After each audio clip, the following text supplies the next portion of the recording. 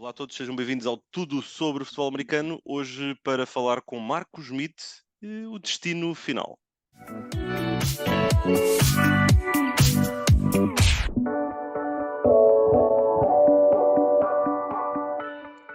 Olá a todos, bem-vindos ao Tudo sobre Futebol Americano. Hoje com o Marco Schmidt como convidado a juntar-se aqui para uma boa conversa que vamos ter agora aqui nos próximos minutos.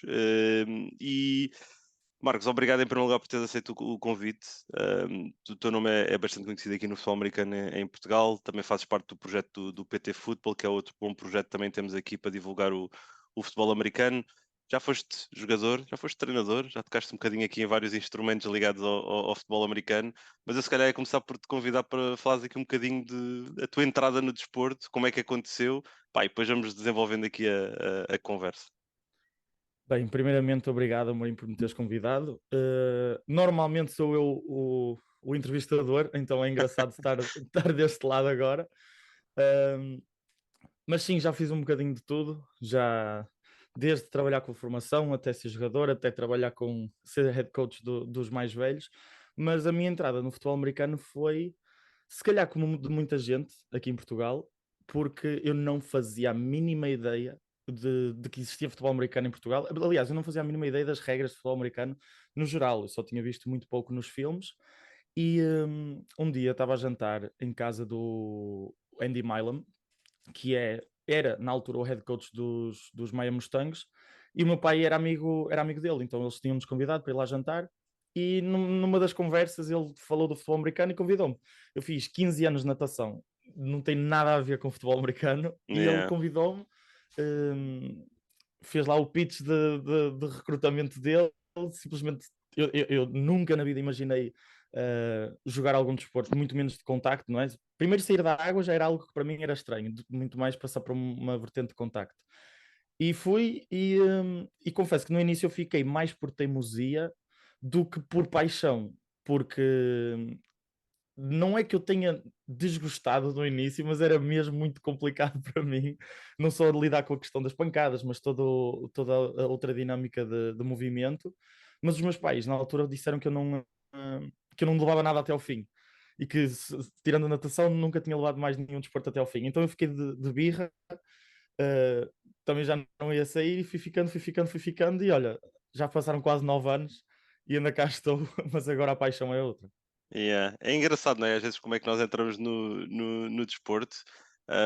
Eu, por acaso, eu também me lembro da primeira vez que entrei no desporto e eu também não gostei. O meu primeiro impacto também não foi positivo, mas eu era mais porque era um adolescente, pá, com excesso de peso, não gostava de jogar jogos de computador, fazer exercício físico, mas também fui ficando, olha, e depois é tal questão, acabei por me apaixonar. Hum, Imagina, mencionaste essa questão de a entrada não foi logo a primeira paixão. O que é que depois te fez, o que é que te cativou a ficar, além, obviamente, de seres casmurro, vá, com o que os teus pais te disseram, mas o que é que te fez depois apaixonar pelo desporto? Foi a vertente estratégica, foi a componente da pá, a comunidade que tu querias com a tua equipa, a união, o que é que foi? Aliás, a minha diferença para ti é que podias ter excesso de peso, eu até tinha peso a menos, que eu comecei a jogar, tinha para aí 60 quilos, no máximo. Um, mas eu acho que aquilo que depois acabou por me cativar foi muito a parte da estratégia, em que agora eu tinha ali um jogo completamente novo que eu tinha de descobrir, porque quando eu entrei eu não sabia a diferença entre um running back, um tight end e um wide receiver. Eu achava que um tight end e um wide receiver não era a mesma coisa. Não fazia a ideia de absolutamente nada do jogo. Então só a possibilidade de eu ter de aprender alguma coisa nova e saber de que, como aquilo estava tão no início, tudo aquilo que eu aprendia fazia muito resultado logo. Porque, como toda a gente também estava a começar, quem tivesse mais conhecimento no início acabava por se salientar um bocadinho mais. E toda essa procura por conhecimento e ver que depois resultava em campo, e embora eu tivesse 60 quilos, eu ainda era um bocadinho mais rápido.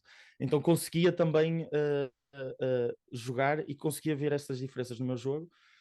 Então tudo isso foi uma bola de neve que acabou a levar-me a gostar muito, porque lá está, eu passava tanto tempo a estudar, tanto tempo a ler, tanto que foi uma coisa que, sem me aperceber, fazia parte do meu dia, todos os dias, via o máximo tempo que conseguia.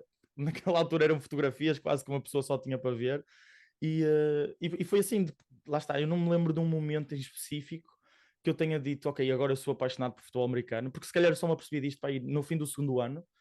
Um, mas até lá lá está, foi um processo constante de estudo, um processo constante de aprendizagem, mas acho que foi muito mais a vertente estratégica e a vertente pensada do jogo que me fez começar a gostar, até porque se não fosse isso eu já tinha desistido, porque nos Mustangs não havia muito mais partes divertidas do que essa. Yeah. Então, e imagina, o teu primeiro contacto então foi através do Andy, nos Mustangs.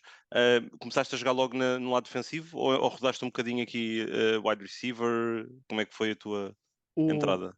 eu comecei a jogar a corner e jogava só a corner, pelo menos a minha primeira época toda joguei só a corner, mas depois nós também perdemos muitos jogadores, se não me engano da primeira para a segunda época nós perdemos tipo 15 ou 16 jogadores, e como ficamos com um roster muito reduzido, foi preciso rodar um bocadinho mais um bocado. E por acaso é engraçado que é uma coisa que hoje em dia, não só nos Renegades, mas acho que no geral as equipas lutam para ter um roster muito grande e ninguém ter de jogar nos dois lados. Naquela altura era normal, Certo, tu certo. ias ter de jogar nos dois lados. Mas na minha primeira época eu só joguei a corner e entrava nas special teams. Na segunda época eu cheguei a jogar a running back, porque os Mustangs jogavam em Wishbone.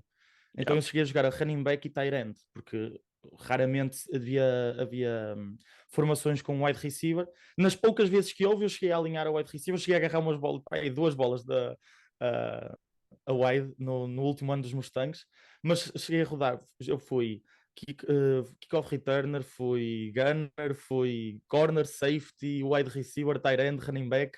Só não fui quarterback porque não chegou ao nono quarterback, só chegou até ao sétimo quarterback nos Mustangs, mas deu para rodar tudo. Yeah. Eu, por acaso estou-me a tentar lembrar, o Andy, ele tinha um filho que era Tyrene, não era? Não, ele foi o quarterback no primeiro ano Foi o dos Mustangs. quarterback, é Passou isso. dos Celtics para os Mustangs, mas depois ele voltou para os Estados Unidos. Ok, E aí foi quando ele mudou a offense toda. ok. Lá está, tive que adaptar um bocadinho, se calhar, aos recursos humanos que tinha, não é? Yeah. Um, Mas lá foi na altura, eu senti que foi uma experiência muito má. Porque nós marcamos um touchdown no ano todo. No primeiro ano que ele mudou para o Wishbone, nós marcamos um touchdown no ano todo.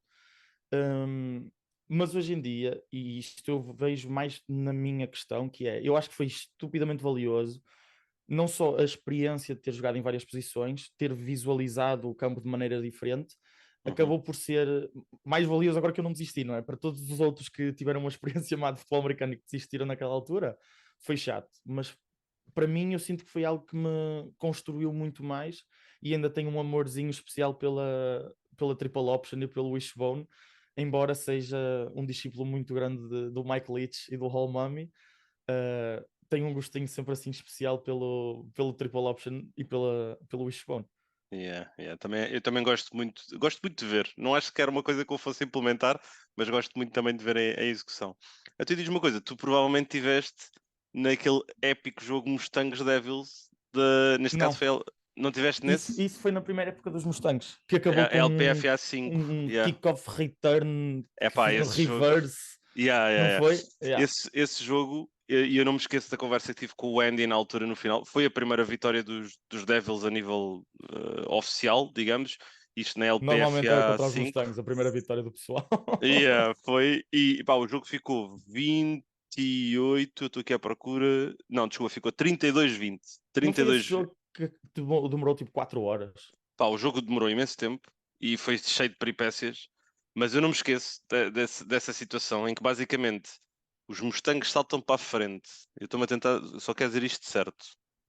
Os Mustangs saltam para a frente do resultado no final, tipo dentro dos 2 minutos, depois de um tosse que o running back faz um passe e que apanha o Eddie, cai tipo de safety, lambão no running back, ao passe, touchdown dos Mustangs para a frente. Logo a seguir há o kickoff.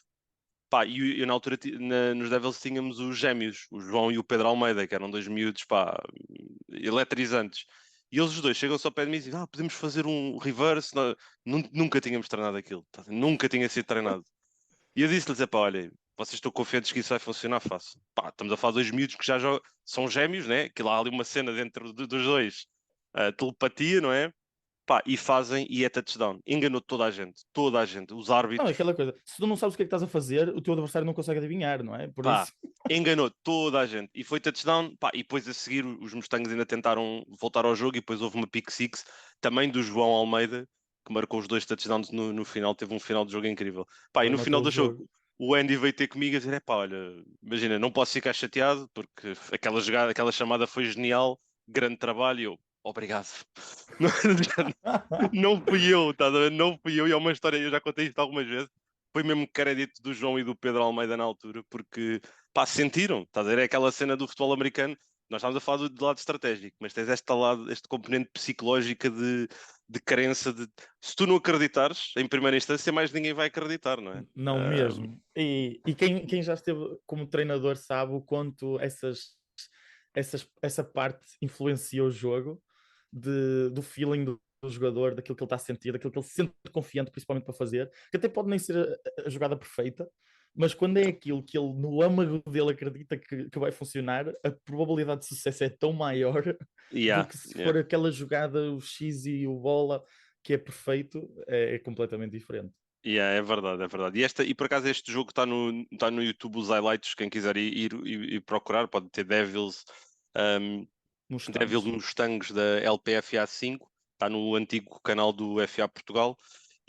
Pá, e vão ver que nesse touchdown que está gravado, até o cameraman foi enganado, porque ele seguiu o Pedro, já com o João a ir na sideline a correr. Pá, e depois no final aquilo foi qualquer coisa. Mas pronto, olha, voltando aqui um bocadinho ao foco da conversa, então começaste nos Mustangs. Depois, como é que se processou aqui um bocadinho os teus next steps na tua carreira enquanto jogador, até chegarmos aos tempos atuais, mas vamos fazer aqui o percurso. Depois dos Sim. Mustangs, o que é que seguiu? Imagina, como eu te disse, eu tive os 2 primeiros anos nos Mustangs. Eu na altura até tinha feito, até recolhi assim o meu histórico de vitórias e derrotas, mas na altura nos Mustangs eu terminei esses 2 anos com uma vitória e 20 derrotas para aí. Não sei, eu não me lembro ao certo qual era o número, mas era um recorde estupidamente negativo. E, hum, e lembro-me que fisicamente a segunda época foi muito dura, não só pela questão de ter estado a jogar dos 2 lados da bola, mas também porque eu não tinha capacidade física para estar a jogar, e por isso é que é uma coisa que eu martelo sempre muito sobre preparação física e que não é só um jogo qualquer que uma pessoa simplesmente entra e joga, porque eu já experimentei jogar com 1,85 m e 64 quilos e não é bom fisicamente. Então, no fim do meu segundo ano, eu pensei mesmo em desistir e deixar de jogar futebol americano, porque eu chegava a casa, literalmente todos os jogos, era sempre a mesma rotina. Chegava a casa, vomitava, fechava-me no quarto, apagava as luzes e dormia até ao dia a seguir.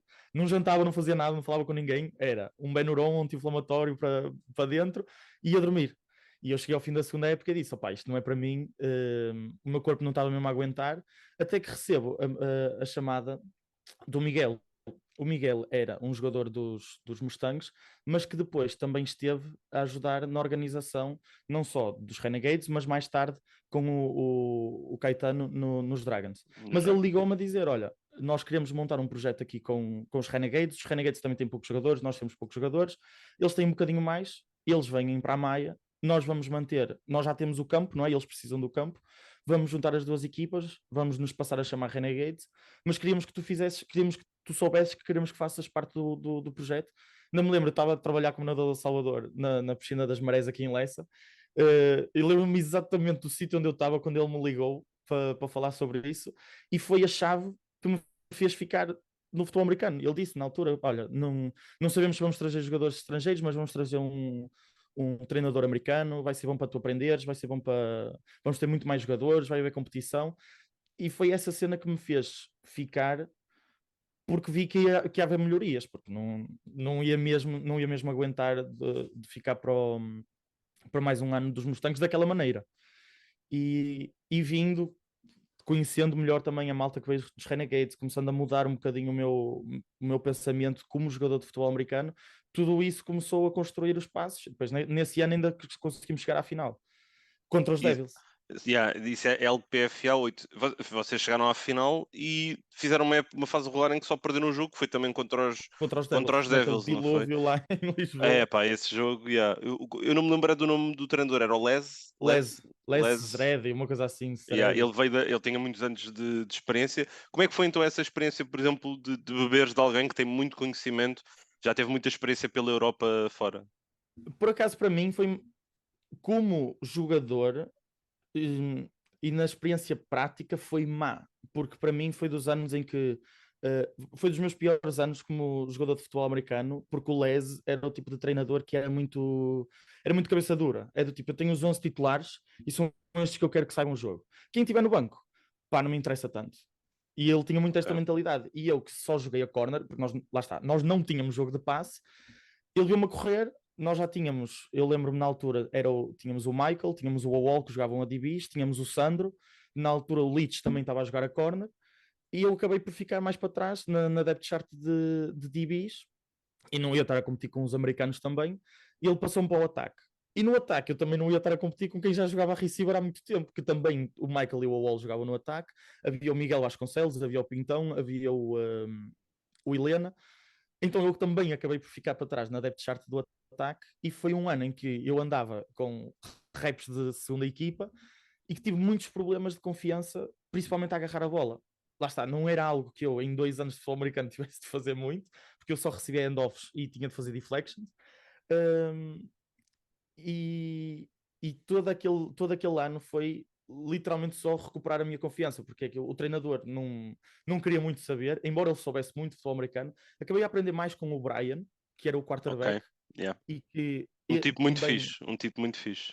esquece, estupidamente inteligente. Parecia maluco muitas vezes, mas estupidamente inteligente sobre o jogo, e aprendi muito, muito mais com ele do que necessariamente com o Les, até porque o Les depois foi embora à meio da época.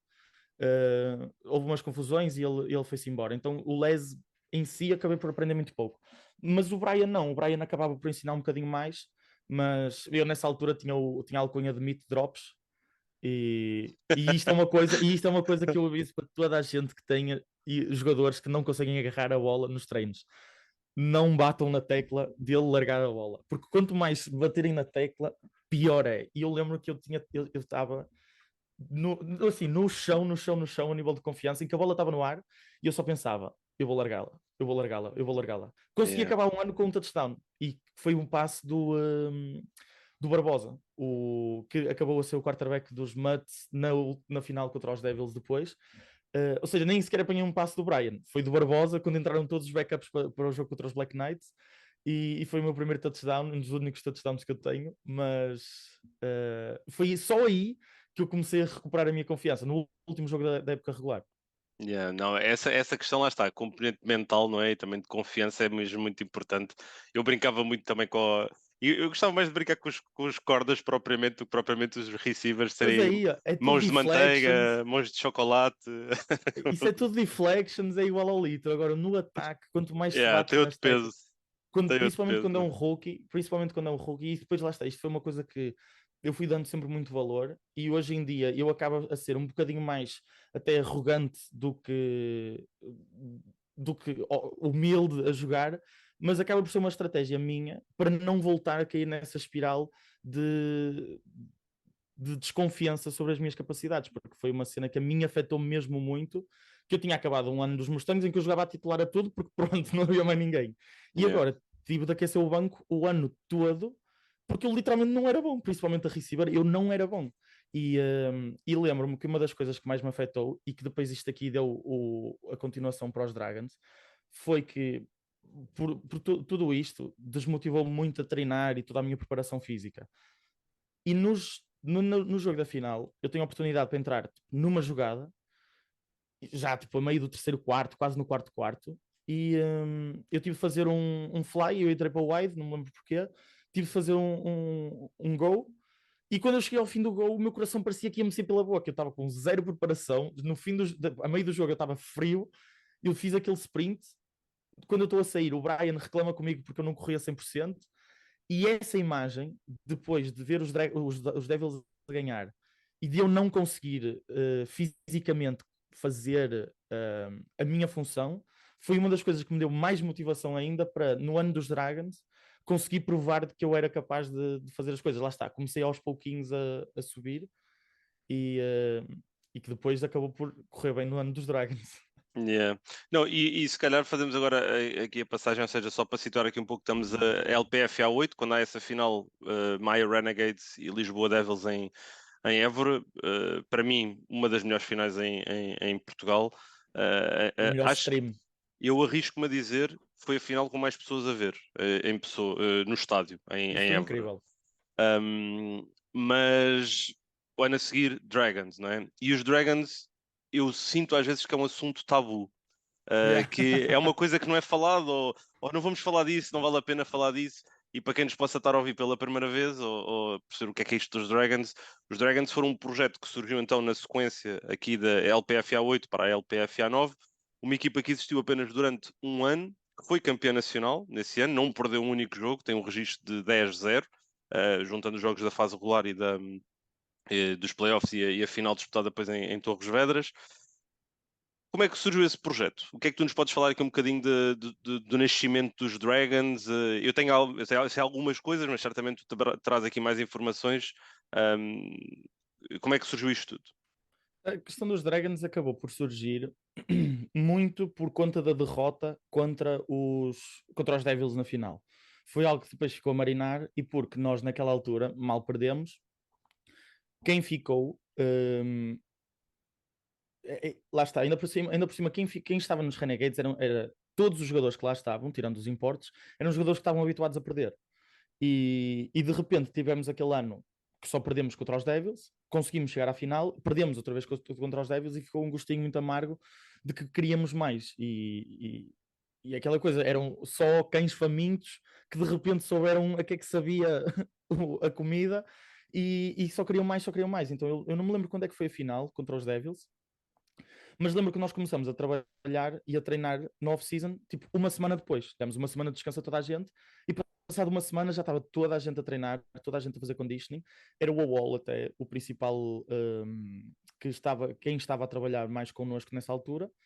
Mas eu sei que por conta de todas as questões que houveram naquela época, não só relação com os importes, relação com o head coach, decisões que foram feitas, havia alguma confusão na parte da direção. E foi isso que fez com que houvesse essa divisão. Porque muita gente diz que os Dragons são os Renegades rebranded. Não, porque houve gente dos Renegades que não foram para os Dragons. E que mais tarde, até agora, voltaram com os Renegades mesmo, mas não foi, embora os jogadores tivessem mudado, porque quem estava nos Renegades não teve capacidade de competir a nível de projeto com o Caetano e com as ideias que o Caetano tinha trazido. Um, mas não foi algo que foi linear porque houve um e-mail, isto aqui é uma coisa que pouca gente sabe, ou pelo menos não é falado publicamente, mas houve um e-mail enviado para os jogadores que queriam, que na altura os diretores dos Dragons queriam que fizessem parte dos Dragons. Ou seja, não foi um convite aberto, não foi uma cena no grupo do Facebook, malta. Quem quiser pode vir. Não, literalmente, Foi um os convite jogadores que passaram específico. para os Dragons foram convidados pessoalmente. E cada um recebeu o e-mail e um e-mail personalizado, ou seja, dizia lá o teu nome no início e dizia: olha, nós queremos que tu faças parte deste projeto, e isso assim surgiu a ideia dos Dragons, muito alimentado pela derrota contra os Devils na final, um, e que continuamos o trabalho que estávamos a terminar na parte dos Renegades. Uma das razões, ou uma das diferenças também foi só ficamos com um importe. A única pessoa que passou e Que que é o AWAL, não era? transitou, exatamente, a única pessoa que transitou de um ano para o outro acabou por ser o AWOL, acabou por ser aquele que também causava menos problemas, porque não sei se tu percebeste, mas até na final dos Devils contra os Renegades, o Michael e o Brian começam a discutir dentro de campo. Sim, E sim, eles sim. Eu têm percebi lá que uma havia ali alguma situação, crispação. Yeah. e isso foi a época toda a acrescentar, aumentar, e ficou o Wall, ficou o Croc, que acabou por ser que é o João Ferreira, que era que acabou por ser o head coach que tinha estado com os Maia Renegades até à final. Ficou o Luís Lino também, e a ajudar principalmente no ataque. E não me lembro assim, não me lembro quem mais que estava no coaching staff, mas lá está, criou-se todo um novo projeto, uma nova equipa, selecionou-se a dedo, entre aspas, os jogadores, porque a ideia ali era, vocês vêm para um projeto, não vêm só para uma equipa. E quem vem para cá tem capacidade para poder competir, para ser titular, toda a gente. E acho que isso foi uma das grandes diferenças nos Dragons, em que se tu faltavas, quem lá estava ia ficar com o teu lugar, ponto. Porque depois também começou a vir malta do Brasil, começou a vir malta, veio um jogador da Roménia também, ou seja, havia muito talento ali.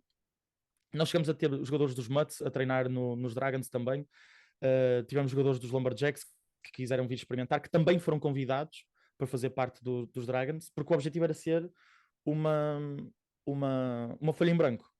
Não. E E tu tens ideia, mais ou menos, imagina, a nível percentual, das pessoas que foram convidadas, quantas é que vieram? Tipo, imagina, 90%, 60%. foi perto disso, foi perto de 90%, eu diria que 90%. Houve malta que não foi convidada, houve malta que ficou chateada porque não foi convidada e que depois desligou-se Yeah. completamente. Sei que houve malta que foi convidada e que recusou, porque não achou certo fazer-se a diferença. E eu costumo brincar, mudar de equipa só custa na primeira. A partir da segunda, isto é sempre para mudar de equipa, porque eu já vou para aí na quinta e só me custou na primeira. Mas eu nunca fui muito de amor à camisola. Um, não por ser mercenário, mas simplesmente porque isto é um desporto demasiado pequeno para que o meu orgulho seja maior do que o desenvolvimento. Mas cerca de 90% sim, passou. Um, e ainda fomos acrescentar, eu diria, quase mais 20 jogadores com a malta que veio de fora, que voltou a jogar.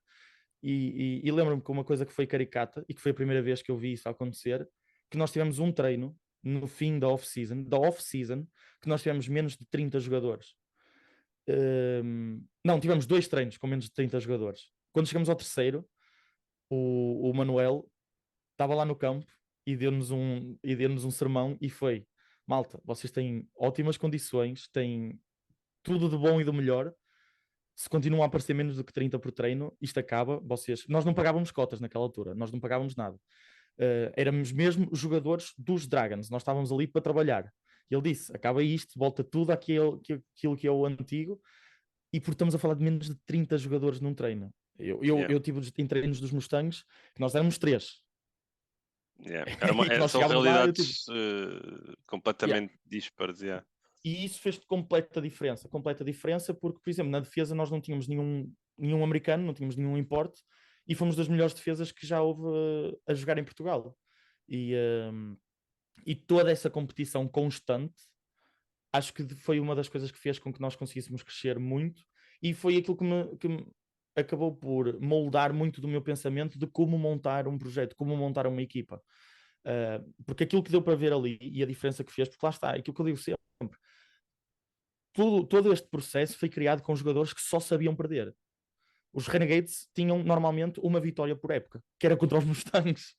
E os Mustangs não tinham vitória nenhuma. E estamos a falar que este grupo de jogadores, óbvio, também veio a Wall, que fez uma diferença enorme, mas foi este grupo de jogadores que conseguiu fazer a diferença mais à frente. Então, acho que é toda essa dinâmica de ter os passos todos do processo, como acho que é o Bill Walsh que diz, the score takes care of itself. Se Sem nós dúvida, sem tratarmos dúvida. do processo todo, ok, vamos começar antes de toda a gente, vamos fazer o treino de ginásio, vamos fazer o treino de conditioning, vamos estudar o jogo, vamos ver mais tape, vamos treinar mais do que toda a gente, acaba por ser inevitável haver diferenças. Pois bem, tivemos então e estavas aqui a falar um bocadinho desse nascimento dos Dragons a nível desportivo. Já falámos, 10 jogos, 10 vitórias, final disputada, vitória na final com menos pontos até o momento na história, apenas um touchdown do Bruno Pintão para os Dragons vencerem 6-0 os Mutts. Como é que foi essa final? Como é que foi alcançar esse objetivo máximo, desportivamente, obviamente, e depois o que seguiu a seguir, que foi no fundo o desaparecimento dos Dragons por questões que não sei se vale a pena estarmos aqui a indagar porque vai haver sempre aqui pontos de vista diferentes e tudo mais, Sim. mas como é que foi navegar isso tudo e o próximo passo que se deu para ti? A parte da final foi uma final que foi muito engraçada, porque nós chegamos lá, nós já tínhamos derrotado os Mutts 2 vezes.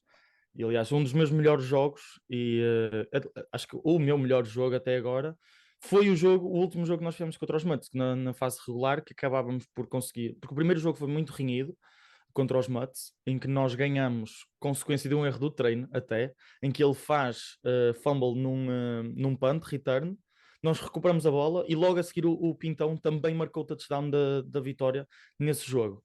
E nós ganhamos por um touchdown. Foi 12-7 o primeiro. Exatamente. 12-7 e depois o segundo ficou 28-8. Já foi um bocadinho mais desequilibrado. E os 8 pontos que eles marcaram foi num field goal que eles bloquearam. E 28-8, ficou só 28-8. Até achava que tinha sido mais. 28-8. Nesse jogo, eu, se não me engano, marquei 20. Não chegou a ser 21 pontos. Foram. Porque tipo, eu marquei 4 touchdowns nesse jogo dos Mutts, 2 foram anulados e depois marquei o 2-point conversion. Por isso é que foi tipo o meu melhor jogo, porque o Miguel foi expulso e eu era logo o primeiro, eu era o primeiro backup em todas as posições do wide receiver, incluindo a do Miguel, que era para onde o Wall olhava primeiro e para onde estavam desenhadas todas as jogadas. E acabei por, pronto, ter a responsabilidade de jogar na posição do Miguel. E percebi o porquê que ele conseguia fazer tantas jogadas, porque aquilo estava literalmente desenhado para ele ser a primeira leitura do Ball. E então nós chegamos àquele jogo cheios de confiança, porque tínhamos derrotado os Mutts na primeira, tínhamos sido muito mais convincentes na segunda, em que o ataque dos Mutts não marcou nenhum touchdown. Como eu disse, o touchdown foi num field goal bloqueado no fim da primeira parte. Mas as condições daquele campo estavam completamente estava tudo destruído. Aquilo parecia patinagem artística, acabou por dificultar o jogo para as duas equipas. E eu lembro-me que até à primeira parte nós estávamos tranquilos, mas no fim da primeira parte há lá uma cena em que os Mutts estão a uma jarda de marcar e eles falham a uma jarda, vão para o field goal, com o kicker deles, que era o Golden Leg, que era o Hélio, e ele também falha o field goal e fica de 0-0 no intervalo. E acho que foi aí que nós começamos a perceber que, ok, isto vai ser um bocadinho mais close do que nós estávamos à espera, mas foi aquilo que eu falei, que era uma equipa só de cães famintos. Tipo, nós não tínhamos mais nada na cabeça a não ser ganhar. Era tipo, era nossa obrigação quase ganhar aquela final, não só pronto, pela nossa qualidade, mas por todo o trabalho que nós tínhamos feito. Então nós sentíamos quase como se fosse nossa obrigação, e depois houve lá o momento do Pintão, que foi consequência de um dos melhores turnovers que eu já vi na minha vida, que foi o Thumper, literalmente tirou a bola do braço do running back, e o Thumper, poucas pessoas até se calhar o conhecem com a grandiosidade que quem jogou com ele conhece, e ele arranca a bola, ele literalmente recebe um end-off do running back, e logo a seguir o Pintão marca outra vez, e o Pintão, nós temos a alcunha que ele é o Dog Whisperer, porque ele em todos os jogos que fez contra os Mutts marcou, e muitas das vezes marcou o touchdown da vitória contra os Mutts. Então ele é o Dog Whisperer dos Renegades, e olha, vamos jogar contra eles no próximo jogo. O Pintão está de volta, portanto vamos lá ver, para marcar estão bastante é isso, baixas. vamos ter que criar vamos ter que criar odds para isso, não é? Por isso ele é o que tem o melhor odd para poder marcar contra os Mutts. E depois, pronto, lá está, nós continuamos com aquilo. Um dos planos, quando os Dragons foram criados, isto aqui passando depois da parte da final, que é capaz de ter sido um dos melhores momentos da minha vida, porque foi o culminar de um rapaz que começou a jogar futebol americano, que se apaixonou pelo jogo, que não conseguia sequer marcar, não se conseguia jogar, não é? Porque foi o início dos Mustangs, mas o meu sonho sempre foi conseguir ser campeão nacional, independentemente que fosse o desporto. Na altura, até mesmo quando eu fazia natação, quando eu pensei em mudar de desporto, era algo que estava assim no meu horizonte. Uma das coisas que eu queria era apenas ouvir o hino nacional antes. Era assim, o meu sonho. Era aquela cena. E eu já tinha dado o checkmark nisso na final anterior. Mas depois, naquela final, era ganhá-la. E depois de a ganharmos, foi engraçado porque o foco continuou. Porque o objetivo dos Dragons não era ser campeão nacional. O objetivo dos Dragons era ser a melhor equipa da Península Ibérica. E, consequentemente, depois disso, ser uma das melhores equipas da Europa. Então nós nunca começamos, e eu lembro-me que uma das primeiras conversas que o Wall teve connosco foi: ser campeão nacional simplesmente vai ser inevitável, não vai ser o objetivo máximo. Porque se nós olharmos só para ser campeão nacional e depois olharmos para mais à frente, é muito mais difícil nós conseguimos construir de uma maneira mais prática todo esse processo. Então era engraçado, porque nós jogávamos todos os jogos, e por mais cocky que isto possa ser, nós jogávamos todos os jogos sabendo que nós somos a melhor equipa de Portugal, porque é inevitável, e nós nunca, nós literalmente enfrentávamos todos os adversários com o pensamento de que nós não queremos saber deste adversário, o nosso adversário está mais à frente, e acho que isso foi uma das coisas que nos fez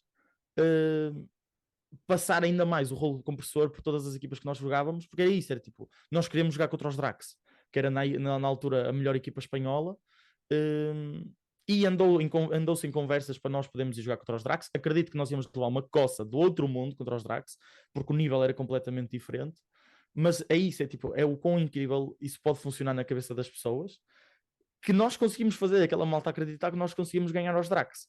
O que Yeah. é completamente estúpido, mas nós Sim, mas conseguimos ter fazer essa crença é importante, né? um bocado como os Devils a jogar na Liga dos Campeões, não é? Que tipo, enfrentaram equipas que são completamente desproporcionais até, como por exemplo os Danube Dragons, e, mas isso foi todo um pensamento que nós conseguimos passar e que pronto, foi um bocadinho ao ar quando os Dragons acabaram e foi um momento que foi muito pesado para muita gente. Muita gente pensou em desistir do futebol americano, não só pelo facto de ter da maneira como acabou, mas também por tudo aquilo que os Dragons tinham significado. Lá está, era isso. O nosso objetivo não era um ano, o nosso objetivo era muito à frente e todo o nosso pensamento era tão lá à frente que quando aquilo acabou, parecia que jogar futebol americano não fazia sentido. Houve Yeah. muita gente, houve jogadores que levantaram-se no fim daquela reunião, quando isso foi anunciado, que nós ainda fizemos tipo um 7 on 7 ali no fim, ou jogadores que simplesmente levantaram-se e foram-se embora, com quem tipo, não falaram mais durante meses, que agora até alguns deles já voltaram a jogar. Mas pronto, tipo, ali perdeu-se muito do objetivo que era o foco maior daquela época. Mas depois, pronto, acabamos por nos juntar com os Mutts. Yeah. Mas sabes que isso acaba por ser importante o que tu disseste. E eu acho que isso é uma coisa que quem nos possa estar a ouvir e possa estar a pensar em fazer, ou faça parte de um projeto, ou possa querer pensar em criar um projeto. Pá, não sabemos às vezes onde é que isto pode chegar. Eu acho que é muito importante teres tu sabes o que é que tu queres, onde é que tu queres ir. E imagina, estavas a falar dessa questão dos Dragons, que tinham um objetivo que não era o ser campeão nacional. Eu lembro-me quando os Devils foram criados, eu fiz parte da criação dos Devils, o ser campeão nacional era uma consequência de um Sim, processo, não é? Era um desenho, na altura nós chamámos o plano dos 3 Cs, que era o primeiro C da criação, o segundo C da consolidação e o terceiro C da conquista. Acabámos, quando terminou isso, criar um quarto C, foi da continuação. Pá, e depois, quando chegamos à LPFA 5, e os Devils não foram jogar essa final porque perderam contra os Mutts, onde também acabou por ser o meu último jogo enquanto treinador na dos 5. Devils. Na LPFA 9, desculpa, LPFA 9. Um, acabou por ser o meu último jogo como treinador dos Devils. Pá, e eu acho que foi isso que faltou, sabes? Para de alguma forma eu também me sentir engage, ou eu também saber para onde é que eu queria ir com a equipa. Acabou por faltar esse plano, se calhar a longo prazo, que os Dragons tinham, mas que depois acabou por não se materializar, e que eu acho que algumas equipas têm, mas eu acho que muitas vezes as equipas ainda olham tipo na base de um ano apenas. Olha, vamos ver Pois, onde é que isto vai dar este ano, não é? E eu acho mesmo que a LPFA 9 para a LPFA 10 foi onde houve uma quebra muito grande também no futebol americano em Portugal. Pá, e estamos a falar aqui de 2018 para 2009, de uma realidade em que tu tens uma fase regular na LPFA 9 com 51 jogos, e depois tens uma realidade no ano a seguir em que tens uma fase regular que tem, só para te dizer, 22 jogos. pois. Ou seja, e deixas de ter 10 equipas para ter 7 equipas. Pá, foi uma mudança muito, muito grande. Eu acho que foi quase um reboot a muita coisa no futebol americano. Sim. E após isto, acontece uma pandemia que, claro, que claramente também não vem, obviamente, ajudar ninguém a conseguir aqui seguir com os seus desenhos, com os seus projetos, o que seja. Mas tu estavas a dizer, depois dos Dragons, acabaste por ir para os Porto Mutts, não é? Mutts. Como é que foi essa experiência? Como é que isso se deu? E depois, se calhar, fazendo depois a passagem Para os para Renegades. os Renegades, onde tiveste a tua primeira oportunidade como treinador principal, não é? Sim, e eu só dando aqui uma coisa para finalizar a cena dos Dragons, que é e foi aquilo que tu falaste também, muitas equipas podem ter até essa ideia, mas é que há um limiar muito pequeno, se calhar até pode ter sido mal interpretado na maneira como eu falei, mas há um limiar muito fininho entre o que é ser desumilde em achar que nós somos os melhores e não valorizar o adversário, e nós simplesmente sabermos que somos bons e termos de executar por sermos bons. Não é por nós sermos, não é por o adversário ser inferior, ou não é porque nós é que somos e por isso é que nós vamos. E era isso, é tipo, nos Dragons nós tínhamos muita gente sempre que nos puxava à terra e que nós podíamos ganhar por 40 e que eles iam nos mostrar onde é que nós erramos. Então nós constantemente, embora nós fôssemos para os jogos, e foi aquilo que eu disse, nós entramos no jogo dos Mutts a saber que nós íamos ganhar, não porque os Mutts eram fracos, mas porque o trabalho que nós tínhamos feito ia fazer com que nós conseguíssemos ganhar. Era todo o processo que nós tínhamos feito era o que nos ia fazer ganhar. E então lá está, aquele limiarzinho entre a falta de respeito e o respeito e que às vezes é difícil de contrariar e que muitas vezes consegue dar a volta e nos morder quando nós não conseguimos fazer essa diferença. Mas a passagem para os Mutts foi muito engraçada porque, como o treino até já comentou aqui, eles tiveram 10 jogadores no jogo antes da meia final contra vocês, e que foi uma meia final incrível. Eu lembro, eu estava nervoso a ver essa meia final porque eu não sabia o que é que ia acontecer e eu não fazia, tipo, importava-me zero quer dizer, importava-me sim, porque era o adversário que ia jogar contra nós, porque nós já estávamos na final. Se não me engano, nós jogamos no sábado contra os Warriors e depois os Mutts jogaram contra os Devils no domingo. Exatamente. E eu lembro-me de estar a ver esse jogo e era uma realidade que não sei por que razão, mas que os Mutts nunca tiveram, ou não tinham uma cultura, pelo menos naquele ano, ou no fim daquele ano, de ter muita gente nos treinos e de ser muito assíduo, ver muita tape, e que era uma diferença muito grande dos Dragons. E eu lembro-me de quando nós fomos para lá, por acaso também foi engraçado, porque nós até nos sentíamos tipo o All-Star do Norte. Foram as duas equipas que se enfrentaram na final, agora enfrentavam-se todos os treinos.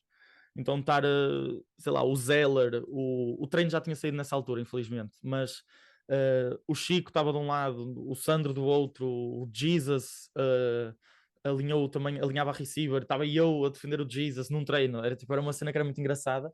Houve ali muita faísca, houve ali muitas confusões no início, mas acho que nós conseguimos, dentro daquilo que foram as complicações todas desse ano, ainda construir uma ideia muito boa, trazendo muito da ideia, e que depois foi isso, nós pegamos na mão de obra dos Mutts e nos bons jogadores que eles tinham lá, e ainda acrescentamos muito da mentalidade dos Dragons, porque era uma coisa que eu acho que, e nisto aqui foi por isso que eu fiz este adendo antes de passar para esta parte dos Mutts, eu acho que os Mutts não sabiam ganhar na altura. Porque muitas vezes nós íamos enfrentar adversários em que ou nós íamos para o jogo e nós jogávamos mal no início porque era fácil o adversário e depois tínhamos de dar um berro no intervalo porque nós somos melhores e depois dávamos a volta. E nós tivemos vários jogos, por exemplo, nós tivemos um jogo contra os Warriors que nós começamos a perder, acho que por 2 touchdowns, e só depois é que nós fomos dar a volta no fim. Então nunca havia aquela consistência de simplesmente executar por sermos bons. Havia muita cena de nós executávamos porque estávamos com as costas encostadas à parede. E então toda essa mentalidade e muitas vezes os discursos que se ouvia antes do jogo era uma coisa que para mim atrapalhava-me imenso, porque eu dizia, não, malta, nós somos bons porque nós somos bons, não é porque tipo, não precisa haver mais fator nenhum. E então foi um bocadinho um choque de realidade, e foi aí que eu comecei a ser, e foi aí que começou a moldar muito da minha personalidade que eu tenho hoje em dia. Faço muito trash talk, eu gosto muito de falar, eu gosto muito de, entre aspas, chamar a atenção. E começou nessa altura dos Mutts. Começou por consequência de, já que ninguém o faz, eu vou ser a pessoa que vai fazer isso, vou ser a pessoa que vai chamar a atenção. Assumes o papel, não é? Exatamente, eu vou tentar quebrar aqui e criar tipo, alguma fricção para que seja eu a incomodar. E aquilo que me fez começar a ser assim não era para os jogos, era para dentro do treino. E em que as pessoas que mais sofreram no trash talk de mim são as pessoas que jogam comigo nos treinos, e até hoje é assim. Porque era isso, tipo, eu queria que as pessoas que estavam lá ficassem mesmo incomodadas por estar a jogar contra mim. E que a mentalidade dentro do jogo, dentro do treino, fosse eu quero derrotar, nem que seja só para me calar. E que pronto, isso aí depois acabou por passar para os jogos e até hoje faço muito isso. Um, mas então senti muito esse choque nos Mets. E acho que esse choque ficou até nós irmos embora dos Mets. Houve muita, houve muita inatividade, muita falta de vontade durante a pandemia para fazer seja o que fosse. Havia 5 jogadores num treino, havia 6 jogadores num treino que nós fazíamos tipo, no Parque da Cidade. Uh, muita da malta que lá está, e mesmo até hoje, só aparecia para jogar, e é uma mentalidade que para nós, vindo dos Dragons, e para quem quer ganhar no futebol americano, uma mentalidade que para mim não dá. E se é para levar o futebol americano a sério, é para levar o futebol americano a sério, seja nos treinos, seja na alimentação. Tipo, uma das coisas que mais me mete impressão é terminar um jogo e beber uma cerveja. Tipo, odeio. É literalmente das coisas que mais me mete impressão é terminar um jogo e fumar um cigarro ou terminar um jogo e beber uma cerveja. Mete mesmo muito nojo isso, porque eu dou um valor tão grande ao jogo que para mim isso é das maiores faltas de respeito que existem, principalmente dentro do campo. Ou se nós sairmos, se formos para outro ambiente, ok. É um ambiente de festejo, é um ambiente de convívio. Mas dentro do jogo, e as pessoas que tratam o jogo dessa maneira, que é do tipo, eu não preciso ir ao ginásio, eu não preciso de me tratar como um atleta, para mim é das maiores faltas de respeito, porque é uma falta de respeito para com o jogo. E Yeah. até hoje é das coisas que mais me incomoda, toda essa mentalidade. Por isso é que por onde eu passo, eu tento que não exista essa mentalidade, seja no treino, seja no jogo, seja onde for. Mas acho que é giro, estás a ir a esse tema e eu partilho dessa filosofia, ok? Eu vou levar isto para um campo filosófico, eu partilho dessa filosofia, eu também não gosto de ver isso, mas eu sempre tive jogadores, ou também sempre tive colegas de equipa que faziam e sempre fizeram isso, pá. E quando eu penso nisso, imagina, e eu falei disso numa conversa um bocadinho com o Train, quando falávamos de talento desperdiçado, pá, e eu mencionei na altura o José Pedro dos Navigators. O Zé Pedro era um party boy autêntico, pá, mas Yeah. ganhou 6 campeonatos nacionais e foi um dos melhores quarterbacks em Portugal. Se tu me disseres se ele foi o melhor que ele podia ser, não foi. Porque se ele tivesse tido esta filosofia que nós estamos a falar, é pá, o Zé Pedro podia ter sido mesmo inacreditável. Pá, e como ele há outros casos, e há jogadores, pá, mas isso eu acho que são exceções, estás a ver? Eu lembro-me do. Sim, há sempre aqueles que conseguem ser muito bons sendo É assim. pá, imagina, eu lembro-me nos Devils eu tive ali uma parelha de 3, 4 jogadores, pá, que eram autênticos party animals, que terminavam um jogo ou um treino, já estavam tipo a ver copos e pá, mas eles eram inacreditáveis. Era uma coisa, pá, tem isso ou não tem, mas não entravam nesta filosofia que nós estamos a falar e que novamente eu percebo e eu também vejo as coisas da mesma maneira, que é, tu vais dar o melhor de ti para no final, independentemente do que aconteça, tu não viveres com o e se eu tivesse feito as coisas de outra maneira, não é? E Sim, eu também vejo as coisas um bocadinho dessa forma, pá, mas e quando tu geras um plantel, ou quando estás com uma equipa que tem tipo, pá, eu nos Devils o melhor número que eu tive foi no primeiro, segundo ano em que cheguei a ter quase 100 jogadores na equipa. verdade. Pá, são muitas personalidades, são muitas pessoas diferentes, são muitos egos, como é que tu geres isso tudo, não é? É complicado. Mas eu percebo o que é que estás a dizer, essa comunhão de identidades, não é? Com os Dragons e com os Mutts que Sim, acabou por acontecer, e depois eventualmente surge-te o convite de ir para os Renegades, isso já pós-pandemia ou durante pandemia, não é? Assumo. foi no fim da pandemia. Foi poucos meses antes de eu até aceitar de eu ir para lá, porque eu estava a 100% com os Mets. O meu objetivo, e quando o Vasco me convidou a primeira vez, eu disse-lhe que não, porque o meu objetivo era fazer com que os Mets funcionassem. Porque é Yeah. aquilo que eu disse, eu não tenho amor à camisola, mas onde eu estou, eu dedico-me e eu tenho amor à camisola onde eu estou. Então eu não tinha interesse nenhum, e até hoje eu não tenho interesse nenhum em que os Mets acabem. Yeah. Mas, Olha, naquela desculpa, altura, desculpa sim, interromper-te. Eu vou só dizer uma coisa. Eu vou revelar aqui uma coisa que eu acho que nunca disse isto em público. E eu não sei, e não há muitas pessoas que saibam disto de certeza absoluta. Tu sabes que nesse período, 2019, eu tive quase a ir treinar os mates. eu sei Sabias, porque eu sabias lembro-me que disso? o teu nome foi falado. Eu Na cheguei, altura, eu porque eu cheguei a também. ter algumas conversas nesse sentido. Pá, a questão era tipo, era muito difícil, era materializar as coisas na perspectiva logística, né? Porque Sim, pá, eu não podia ir para o Porto, a minha vida está toda em Lisboa, né?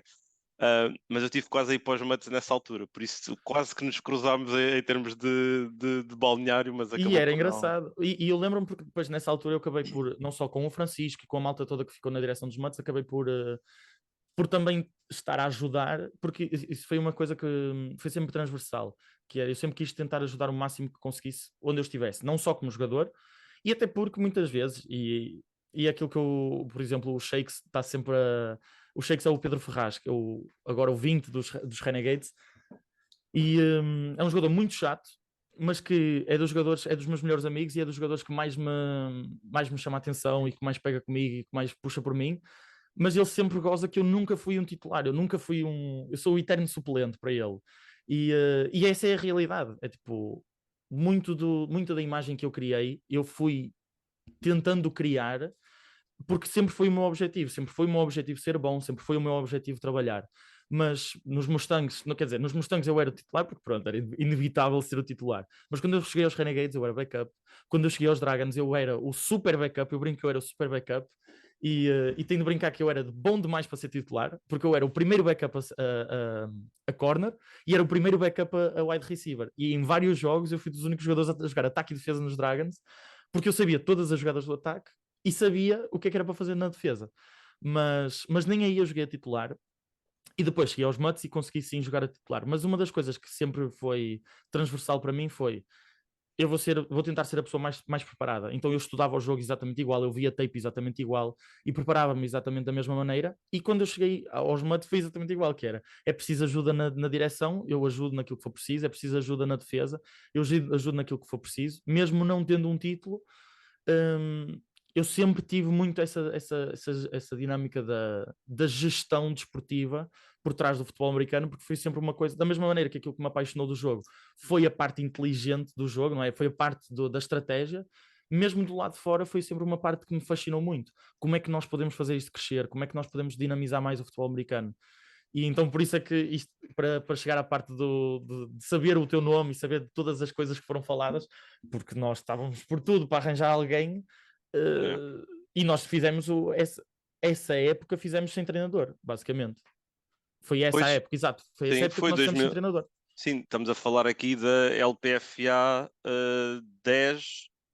Eu, quando vocês falaram comigo na altura, eu não vou, pá, eu não vou entrar em nomes, mas quem falou Sim, comigo sim. na altura já era com a época a decorrer e era numa perspectiva de pensar depois para o ano a seguir, ok? Ou seja, já estamos a falar de. Porque eu quando saí dos Devils eu não queria ter nada a ver com o futebol americano, queria mesmo de fazer o meu hiatus, perceber o que é que fazia sentido para mim e depois acabou por aparecer a Eleven, onde acabei por entrar, e foi já depois disso tudo, da época da NFL ter terminado, da liga já estar a decorrer, que surgiu essas conversas numa perspectiva de fazer algo para o ano a seguir. Pá, por um lado as coisas acabaram por não se dar, e realisticamente ainda bem, depois metia-se uma pandemia, pá, Pois. e meteu-se uma pandemia. hum, mas pronto, pá, às vezes as coisas acontecem como exatamente têm que acontecer, não é? Um bocadinho como também estamos a falar do teu percurso, Mustangs, depois Renegades, Mutts, Renegades, Dragons. Dragons, Mutts, e eventualmente o destino final, entre aspas, e é o que acabou por ser aqui o nome que dei para o episódio.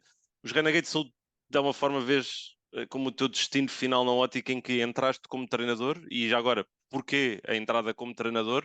Foi um bocadinho nisto que estavas a falar, de surgiu essa necessidade e tu assumiste um bocadinho o papel. E depois tudo o que está a acontecer agora com os Renegades, que eu acho que tem um projeto sólido, a minha visão é tem um projeto sólido, tem uma ideia concreta do que é que querem e como é que as coisas estão a correr. Eu acho que foi todo um processo para chegar aos Renegades, toda a dinâmica de. Lá está, como tu dizes, embora eu não acho que os Renegades são o meu destino final, mas eu já cheguei a essa parte um bocadinho mais à frente. Mas hum, e sei que, por exemplo, a proposta chegou até mim porque na altura o Vasco, até em conversas com o João Ferreira, o Croc, foi a primeira pessoa que ele na altura pensou para ser o head coach dos Renegades, sugeriu o meu nome muito por conta das conversas que nós tínhamos, porque o Croc dava-me boleia para casa e muitas conversas que nós tínhamos sobre ideias, sobre cultura, sobre podcasts que nós ouvíamos, coisas que nós líamos. Ele sugeriu o meu nome, sei que ele sugeriu mais dois. E E ele acabou a dar a minha sugestão, e sempre foi uma coisa que eu quis fazer. Lá está, eu sempre tive muitas ideias, eu só não podia pô-las em prática porque não era eu que mandava, entre aspas. Mas eu nessa altura ainda estava a 100% com os mates, como eu tinha dito anteriormente. Embora eu já não jogava há algum tempo, o último jogo foi antes do último jogo da pandemia, porque eu joguei o primeiro jogo contra os Warriors, na época que parou, e depois fui de Erasmus para a Polónia, especificamente para poder treinar com os Wrocław Panthers, que agora estão na ILF, e ainda passei um tempo lá com eles, e eu fui estudar na Polónia, mas todo o meu objetivo era estar com os Panthers.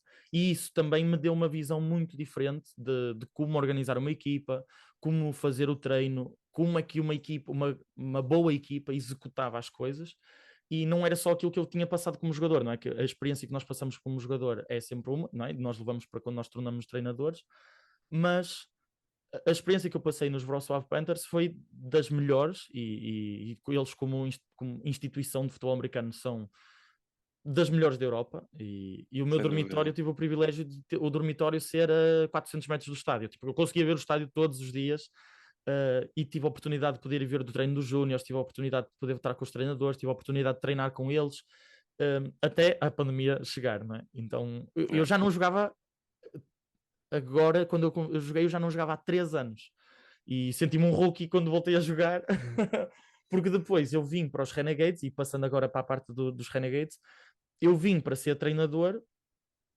mas não aceitando o facto de que eu não iria ser jogador. E tal como tu falaste, a questão de as coisas acontecem porque têm de acontecer, eu num treino em janeiro rasguei o fígado. E foi essa a lesão que me fez não jogar a época passada toda, e que me fez ficar a 100% como head coach. E não foi propriamente uma escolha minha, não é? O Carlos ajudou-me um bocadinho a ter essa escolha, porque foi ele que me bateu no treino.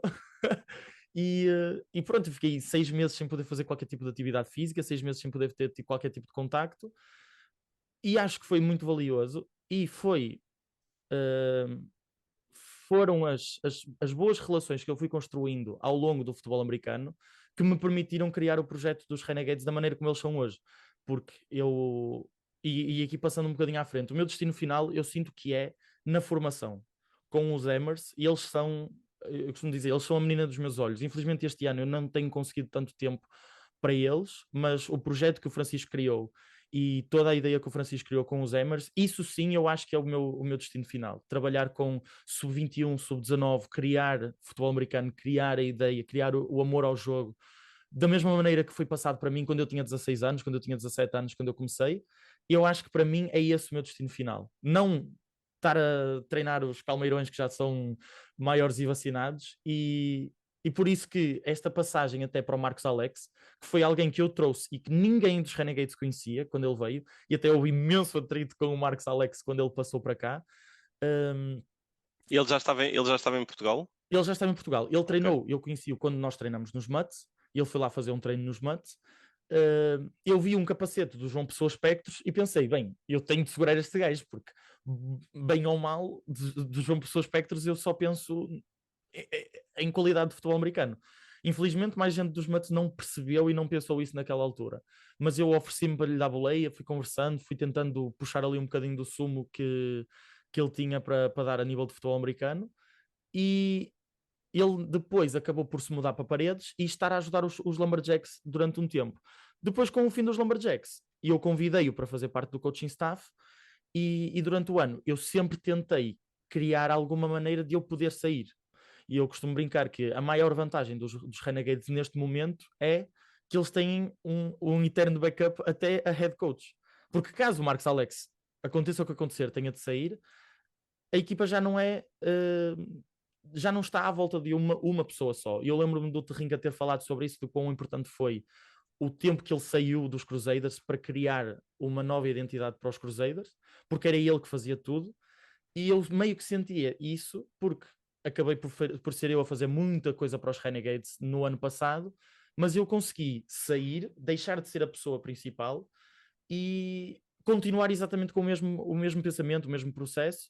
E eu sei que, e toda a gente nos Renegades fica tranquila de que, caso o Marcos Alex saia, existe o Jovi, existe o Veloso, existe o Croc, existe Existe lá eu, continuidade, não é? existe muita continuidade e acho que esse é um dos maiores valores que nós conseguimos criar nos Renegades e que hoje em dia nós conseguimos acreditar que somos uma boa equipa e acreditar que temos um bom projeto por causa disso. Porque a primeira coisa que eu fiz quando eu passei para os Salgueiros Renegades foi criar o coaching staff. Eu recrutei 2 jogadores em todo o meu processo de passagem para os Renegades. Tudo o resto foi malta que, por consequência de eu ter saído, mandou-me mensagem e quis saber mais e veio falar comigo e depois veio treinar. Mas eu recrutei apenas 2 jogadores. Um deles foi o Miguel Vasconcelos, que não ficou na minha equipa, e o Tamper, que deixou de jogar futebol americano. Portanto, eu É. sou terrível a recrutar nesse sentido, mas acho que sou Tens bom que ir falar com o Andy Millen, se calhar, para ele dar se umas dicas calhar, se calhar, de recruitment. mas sou bom a recrutar o coaching staff, porque eu consegui construir logo, e foi aquilo que eu disse, que tipo, foi o ponto principal que era, eu preciso ter gente que saiba ensinar futebol americano, porque todas aquelas ideias que eu te falei de dedicação, de vir aos treinos, de cultura, de ginásio, de amor pelo jogo, porque é aquela coisa, a mim existe um amor pelo jogo à frente do amor à camisola. E eu sou apaixonado por futebol americano, ponto. A minha questão não é poder jogar pelos Renegades, a minha questão é poder jogar, é poder ter futebol americano e transmitir esta paixão para mais pessoas.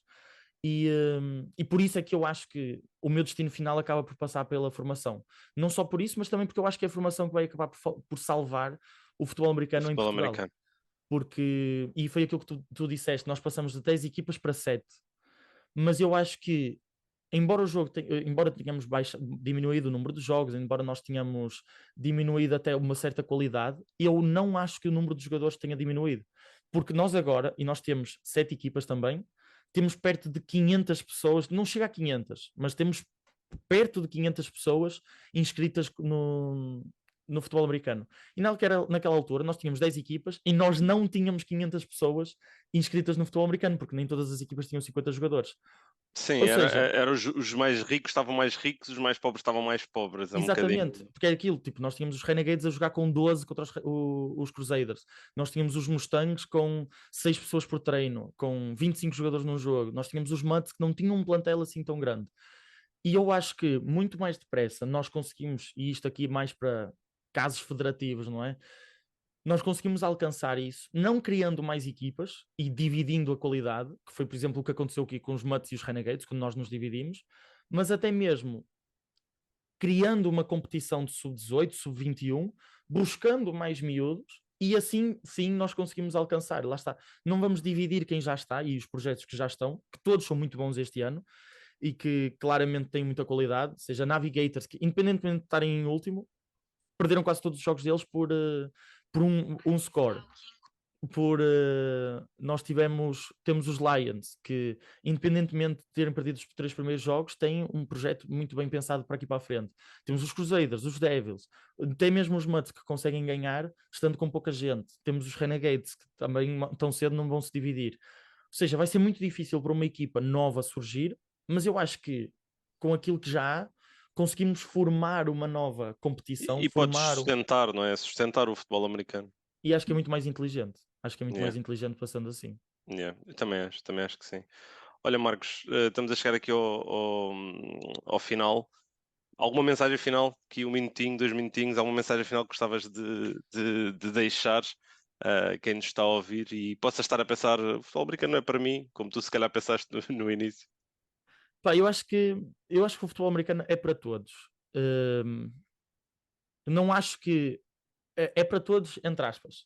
Eu não acho que é para todos começar a jogar, e tal como eu disse, é tipo, se eu soubesse o que sei hoje, eu não tinha começado a jogar futebol americano da mesma maneira que eu comecei. Eu teria-me preparado muito melhor, eu teria estado muito pronto, muito melhor pronto fisicamente para poder jogar, porque é um jogo que exige muito na vertente